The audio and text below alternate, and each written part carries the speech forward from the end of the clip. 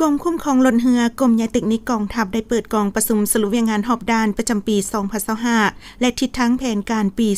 2026 ในวันที่29เดือนมังกรโดยการเป็นประธานของสหายพลตรีจอมเพชรไสยสุขคณะประจำภาคกระทรวงป้องกันประเทศหัวหน้ากรมยาเทคนิคกองทัพมีสหายพลจตวาคำแปงบรบัตรกรรมการคณะภาคกระทรวงห้องหัวหน้ากรมยาเทคนิคกองทัพและสหายพันเอกอนุสรณ์เจริญพลมีไซ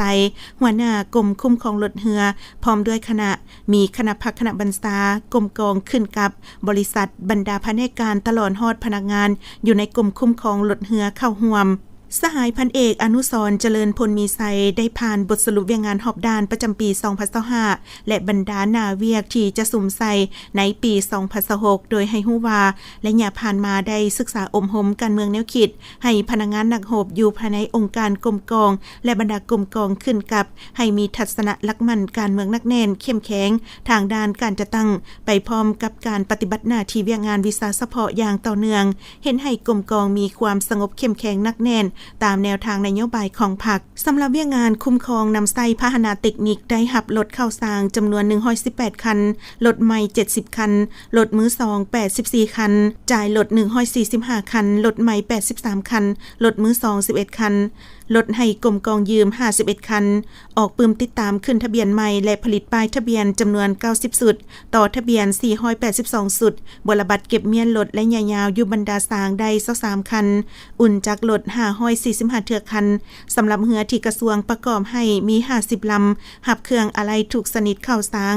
จากบริษัทFMB ปี 2025 จำนวน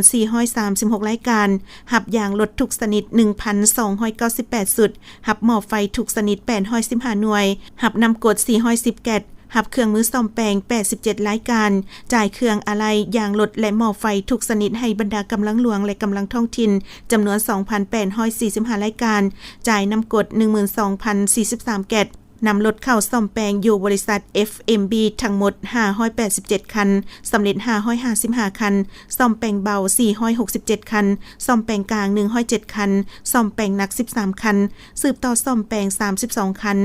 นำรถเข้าซ่อมแปลงอยู่บรรดาโรงงานทั้งหมด79คันสำเร็จ75คันซ่อมแปลงเบา7คันซ่อมแปลงกลาง5คันและซ่อมแปลงหนัก67คันสืบต่อซ่อมแปลง4คันเคียงคู่กับการเฮ็ดเวียกงานวิสาเฉพาะนั้นพนักงานนักโหบอยู่ในกรมกองยังได้สร้างพลธิการกับทีโดยอิงใส่ทิศนำเพิ่งตนเองกุ้มตนเองและสร้างความเข้มแข็งด้วยตนเองในนั้นมีหนองปลา1หนองปล่อยปลาแล้ว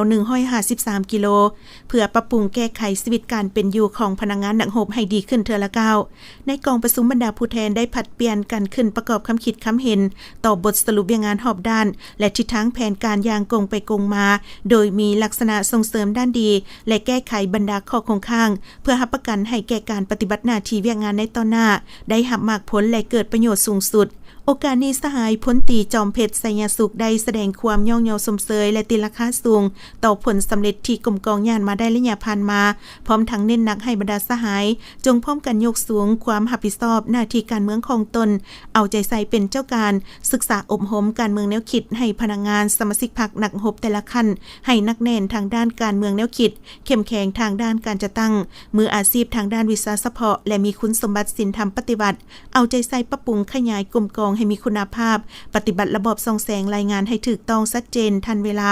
ปฏิบัติตามมติคำสั่งของพรรคจำแนกได้มิตรและศัตรูอย่างจะแจ้งเพิ่มทวีความสามัคคีเป็นเอกภาพให้นักแน่นปฏิบัติหลักการรวมศูนย์ประชาธิปไตยเหตุเวียกเป็นหมู่คณะแบ่งงานให้บุคคลรับผิดชอบอย่างจะแจ้งมีแบบแผนวิธีเหตุเวียกที่ทันสมัยสืบต่อปฏิบัติหน้าที่วิสาเฉพาะของตนที่ได้รับการมอบหมายจากการจะตั้งขันเทิงให้สำเร็จตามแผนการ